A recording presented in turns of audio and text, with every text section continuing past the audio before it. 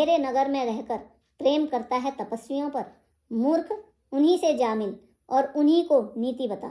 ऐसा कहकर रावण ने उन्हें लात मारी, परंतु छोटे भाई विभीषण ने मारने पर भी बार बार उसके चरण ही पकड़े। शिवजी कहते हैं, हे उमा, संत की यही बड़ाई है कि वे बुराई करने पर भी भलाई ही करते हैं।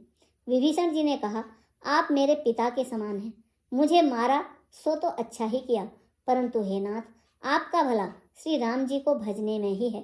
इतना कहकर विभीषण अपने मंत्रियों को साथ लेकर आकाश मार्ग में गए और सबको सुनाकर वे ऐसा कहने लगे, श्री राम जी सत्य संकल्प एवं सर्व समर्थ प्रभु हैं, और हे रावण, तुम्हारी सभा काल के वश है, अतः मैं अब श्री रघुवीर जी की शरण जाता हूँ, मुझे दोष न देना। ऐसा कहकर विभीषण जी ज्यों ही चले त्यों ही सब राक्षस आयुहीन हो गए, अर्थात उनकी मृत्यु निश्चित हो गई। शिवजी कहते हैं, हे भवानी, साधु का अपमान तुरंत ही संपूर्ण कल्याण का नाश कर देता है। रावण ने जिस क्षण विभीषण को त्यागा, उसी क्षण वह अभागा ऐश्वर्य से हीन हो गया। विभीषण जी हर्षित होकर मन में अनेकों मनोरथ करते हुए श्री रघुनाथ जी के पास चले।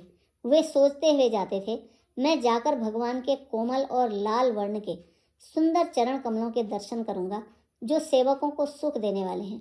जिन चरणों का स्पर्श पाकर ऋषि पत्नी अहिल्या तर गईं और जो दंडक वन को पवित्र करने वाले हैं, जिन चरणों को जानकी जी ने हृदय में धारण कर रखा है, जो कपट मृग के समान पृथ्वी पर उसे पकड़ने दौड़े थे, और जो चरण कमल साक्षात शिवजी के हृदय रूपी सरोवर में विराजते हैं, मेरा अहोभाग्य है कि उन्हीं को आज मैं देखूंगा। जिन चरणों की पादुकाओं में भरत जी ने अपना मन लगा रखा है, आहा, आज मैं उन्हीं चरणों को अभी जाकर इन नेत्रों से देखूंगा।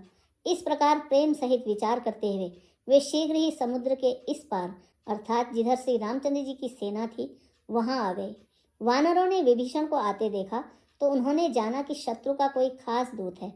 उन्हें पहरे पर ठहराकर वे सुग्रीव के पास आए और उनको सब समाचार कह सुनाए। सुग्रीव ने श्री राम जी के पास जाकर कहा, हे रघुनाथ जी, सुनिए, रावण का भाई आपसे मिलने आया है। प्रभु श्री रामचंद्र जी ने कहा, हे मित्र, तुम्हारी क्या राय है? वानर राज सुग्रीव ने कहा, हे महाराज, सुनिए, राक्षसों की माया जानी नहीं जाती। यह इच्छा अनुसार रूप बदलने वाला छली न जाने किस कारण आया है।